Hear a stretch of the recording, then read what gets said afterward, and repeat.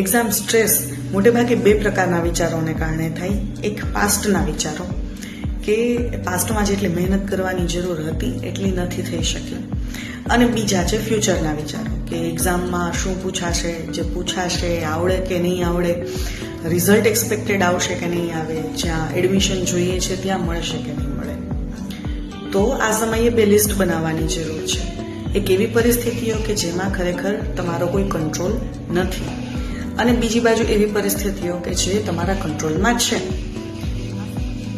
આ સમયે જો નોટ કરશો તો એવું ચોખ્ખું દેખાશે કે જે પરિસ્થિતિઓ તમારા કંટ્રોલમાં છે જ નહીં એને કારણે આપણે એવી ક્રિયાઓ નથી કરી શકતા કે જે ખરેખર આપણા કંટ્રોલમાં છે. જેમ કે એક્ઝામ સમયે સૌથી મહત્વનું છે ફોકસ્ડ રહેવું, સારી રીતે રિવિઝન કરવું, પૂરતો આરામ કરવો, પૂરતો ખોરાક લેવો.